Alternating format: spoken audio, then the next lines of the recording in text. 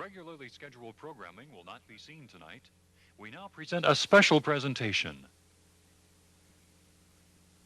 KOMO-TV's 30th anniversary special.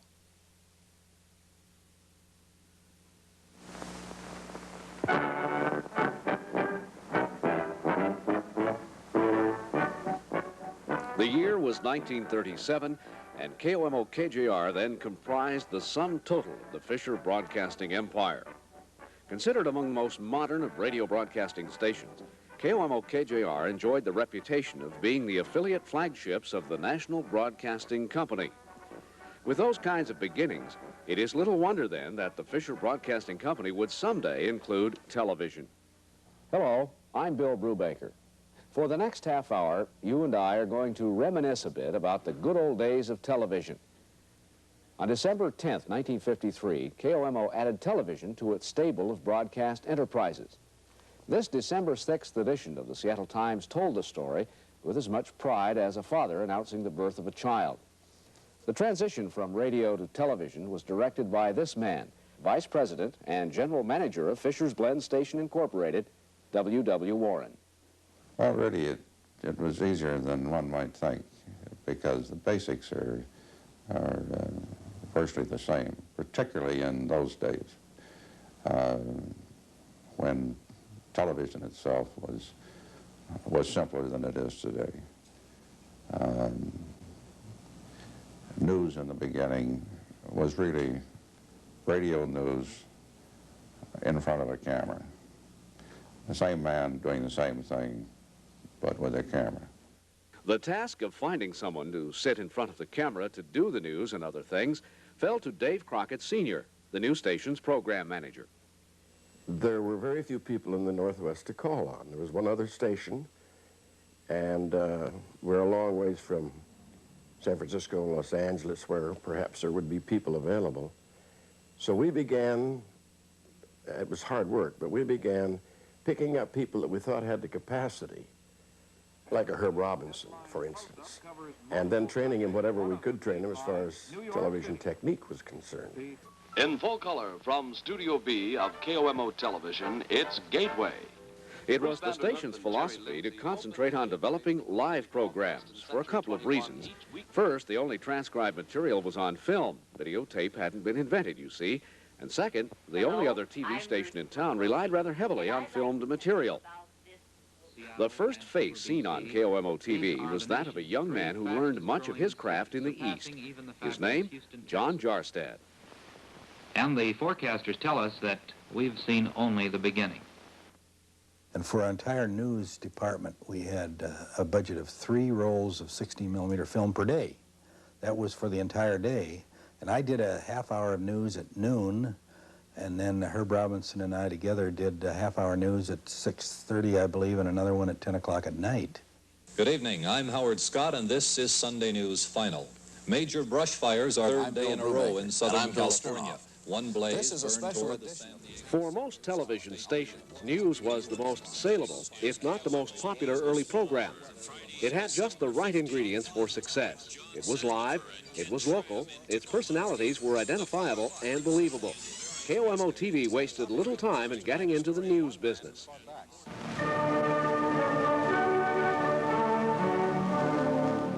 The first news program on KOMO-TV was called Deadline, a newspaper term really, but appropriate, as those in the business soon found the clock to be a constant reminder. Another thing borrowed from the newspaper business was a young journalist by the name of Herb Robinson. He has since returned to his roots, but remembers fondly and accurately the television news business. I can remember sweating the clock and standing out there in the corner at 4th and Denny like at 10 minutes to 6, looking down the street for a cab that was bringing the film from the developing lab, which was over here across the street on Fairview Avenue. Still is, I guess. And that's not good for your central nervous system. Herb's nervous state was eased a great deal when, several years later, Chief News cameraman Merle Severn made an announcement that would revolutionize television journalism. He found a way to process color news film in less than 2 hours after it was shot. You're looking at some of it. It shortened a process that sometimes took days. This is Keith Jackson speaking from the official barge here at Lake Chelan. With the news came sports, of course, and Associate News Editor Keith Jackson soon found himself up to his vocal cords in hydroplanes. Slovak, and here they come for the starting line. There's the gun going out in front. Is this Tripway? Peculiar to the early days of television was the jack-of-all-trades approach, wherein a news or sports announcer might find himself doing a commercial or two. What do you need to qualify? Well, I can tell you from experience. For a Seafirst personal loan, you need only 3 things: a good purpose, a steady paycheck, and a reputation for paying your bills. Still another of Keith's duties was to play straight man to the weather forecasters, the first of which was a pleasant young meteorologist from the University of Washington, Bruce Caldwell. I think so, and I think it's safe to take the snow tires off the car, too. Safe bet. Not necessarily the trusting kind. Go ahead. All right, keep your fingers crossed, that's all. San Francisco, 61, and in Berlin, Germany, it's 29 and snowing. A lot of people wondered if Marge Anderson would slide off her weather break set. She never did. Did I get it? It wasn't long before the weather person was attracting a lot more attention than the weather. Remember Dick Gardner? I'd like to point out to you another one of our scientific things I have right here. A volcanic lizard gizzard. You may not believe that, but that's just what it is. Now, this little object glows in the dark, just preceding showers in the northern portion. Let's take a look just very briefly at the satellite photo. Oh, hello there. Who's back? How did he get back there?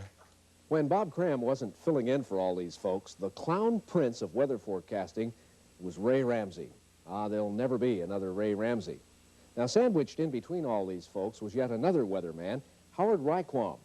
He apparently proved to be the smartest of them all because when he left, he took his videotapes with him. I'll be back with a look at kids' shows right after this. Probably one of the most important aspects of television is its people. Shows come and go, but the people remain. They're remembered, and that's nice. Here's some people I'll bet you remember. Thank you. Certainly, and on a snowy afternoon here in Seattle, you're mighty welcome to Cookbook Quiz under the warm lights here. We're going to have a heck of a lot of fun. You bet we are. Right now, we want you to meet, of course, right first off, our hostess and own home economist, Katherine Wise. I'm Katherine Wise, home economist in this woman's world. But that sounds a little formal, and I much prefer to describe myself as mother and homemaker, interested in exactly the same things that you're interested in. And here is your host, George Carlson. Hello, travelers. Let's accompany a family of 4 into the southern semi-tropical interior of Mexico and then sweep eastward to the relaxing Caribbean Sea. Good evening and welcome to Expedition Northwest. Tonight, we're going to cover the biggest news story that ever occurred in the city of Seattle. It's the story of that infamous day, June 6, 1889, when our city nearly perished. Friends, thank you so very much for being with us tonight here on the Evergreen Jubilee. We hope that you've enjoyed yourself. And we'll see you next Saturday night here on the Jubilee. Good night now. Seems the farther back we go, the more we remember. Kid shows are a good example. I guess that's because they were important during our formative years. All the kid shows I remember had a gimmick, an animal, or a sidekick, or the star sang and played the guitar, sort of. Captain Puget remembers. And when I came back from Alaska after about 8 years or so and started Puget, I thought, hey, nobody knows me. They know Ivar. He's already an established character. And he needs, he needs a little publicity anyway. And so it made for a pretty good, a real good marriage for quite a while.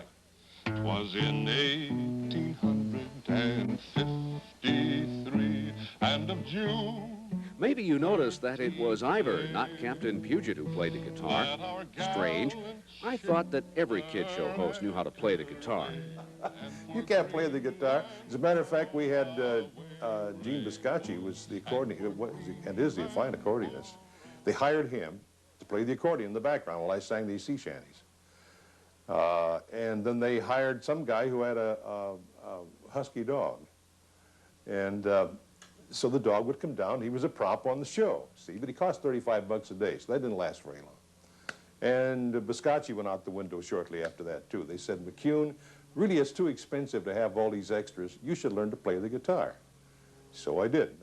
Good thing, too, because he faced some pretty tough competition. Well, howdy. Oh, golly, I'm glad you dropped by. Well, the other guitar-playing kid show host was Cliff Carl. This singing cowboy came in on the 4 o'clock stage every day with a passel of songs and cartoons and a cabin full of guests. Nice of you to drop by. Doggone, I like to have company. What's your name, pal? Greg. Greg what? My last name is Gregory James Fowler. Gregory James Fowler. That's a real name, and I'm proud to meet you, Greg. When KOMO television went on the air, the king, or should we say queen of the kid show host, was Mary Virginia Fenton, better known as Mother Goose. Welcome, yes, welcome to my magic isle. We'll have a good time and we'll find that we smile. We will play a little while and we'll dance and we'll sing and have a good time doing most anything.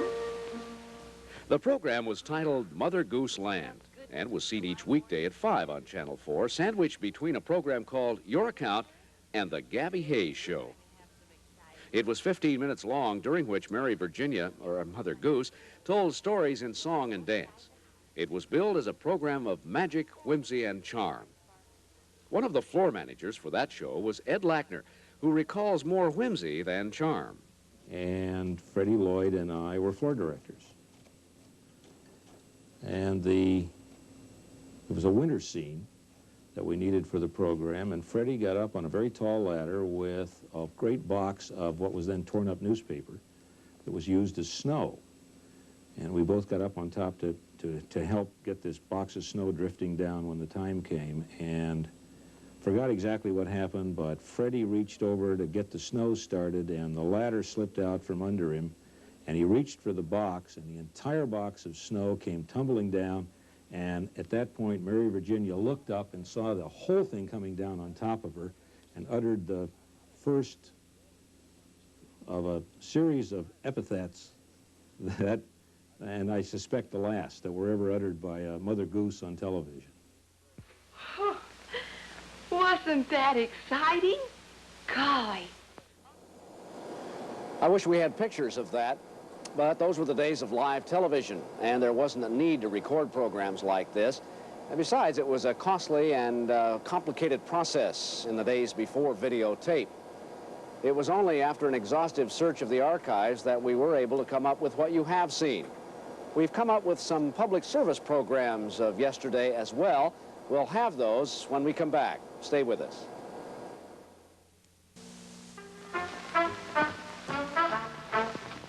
In full color from Studio B of KOMO Television, it's Gateway. Going from radio to television was made easier in one respect. Because there were no established television stars, many of those who first appeared on TV came directly from radio. Among them, Bruce Vanderhoof, Dick Becklinger, and Ruth McCoy. Isn't this a wonderful chair? Certainly is. It's a beautiful chair and looks comfortable, I Well, would it's say. hollow. Yeah. That's what I'd like to call it. It's, well, take a look at it. Isn't that beautiful rattan? Yes. When we mean rattan, we mean that that's solid wood, not like bamboo, that, of course, is not solid. This is rattan chair, beautifully done. It didn't take long, however, for these and other stars to develop definite TV personalities. Channel 4, Seattle. And KOMO-TV itself began to emerge as an industry leader, especially in the area of public service programming. Good evening. The program is Challenge. It brings together a rabbi, a minister, and a priest.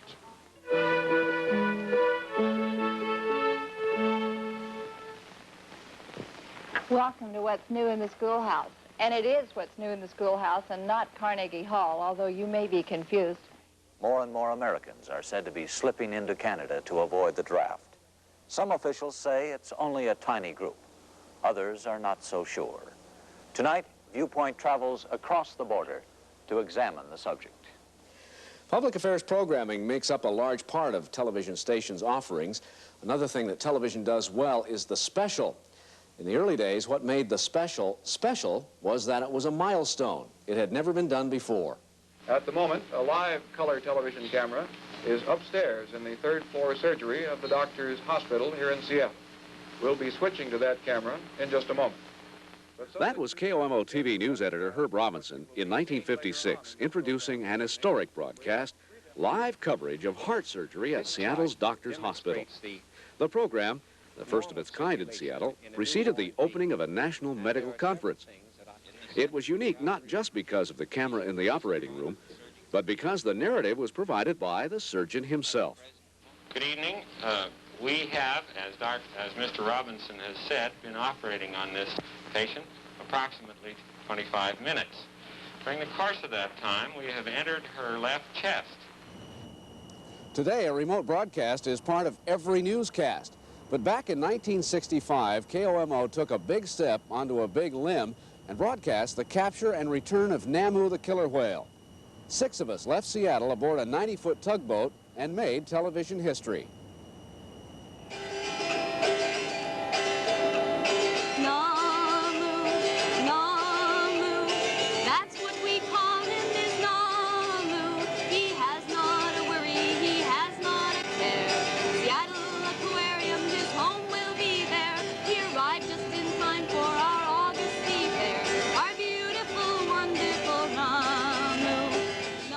The capture of Namu had itself captured the imagination of an entire city, including the staff and management of KOMO-TV. In what can only be described as a bold step, KOMO-TV engineers installed a camera and all the equipment with which to run it aboard a 90-foot tugboat. 6 of us lived aboard the tug for 5 days, beaming back live pictures of the event. A microwave transmitter beamed a signal to a van on shore, which in turn sent the signals back to the station. Little did we realize that 20 years later we would have the capability, largely due to Air 4, of doing a remote from anywhere. That's not bad when you consider our first news car was Ed Lackner's Volkswagen Bug with a sunroof. You're watching KOMO-TV's 30th anniversary special, and we'll be back with some old-time laughs in a moment. Throughout these 30 years, one of the things that has remained the same in a world of rapidly changing technology is the human element. In other words, the ability of performers to rise to the occasion or fall flat on their faces, all the while laughing at their own mistakes. I thought it would be fun in the closing moments of this half hour to relive some of the more outrageously funny moments of KOMO's 30 years. 9 juniors, he starts on defense usually, and another 6 juniors on offense, so you might watch out for Blanchette next year rather. Next year, or next week, let's do Yeah, I suppose you'll have a little story on that one of these days. We had a high of 60. That really wasn't too bad with solar insulation. We had a low of 43. We've had 0.04 of an inch of precip. We have a barometer that... It was funny. Bring the cameraman, will you? You know, Jim, back when I was a boy in my teens, Paul brung me to town for the first time. That was the first big building I'd ever seen. Later bought the license to marry the woman there. Paid taxes on my first piece of land and voted the first time right there in them old wooden halls. I reckon that old building's what's the...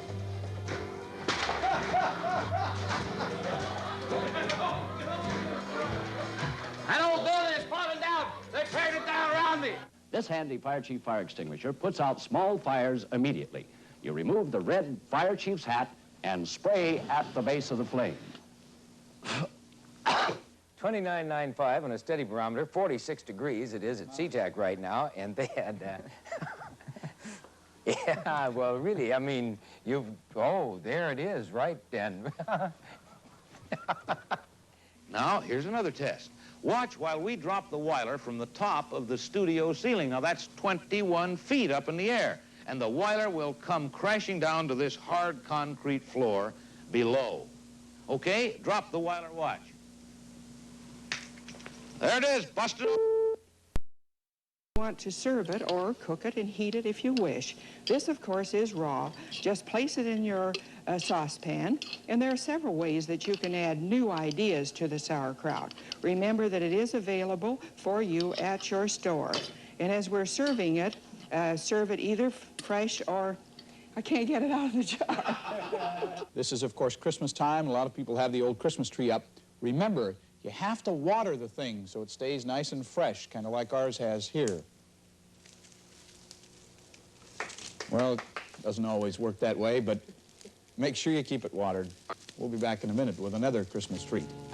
The steelheading season got underway 2 weeks ago, but flooding rivers put a damper on all but the hardiest of steelheaders. The conditions are slowly improving, as Harry Sloan reports.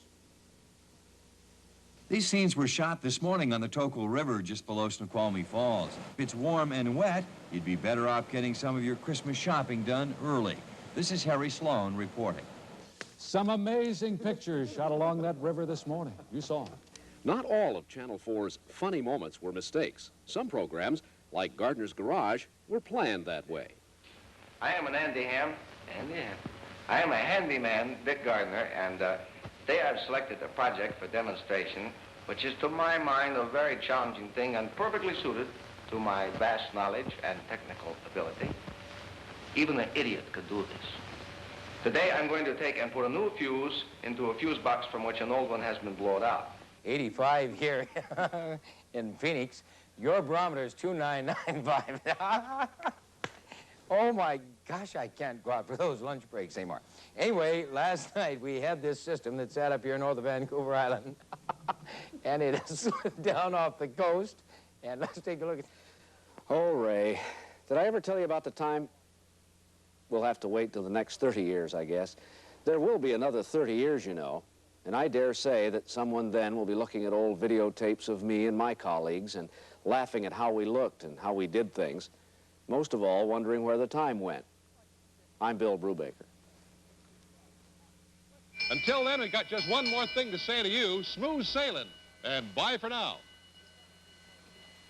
He sailed into the harbor and he smiled at what he found. Mighty fir trees, roaring streams, majestic mountains, and the sound.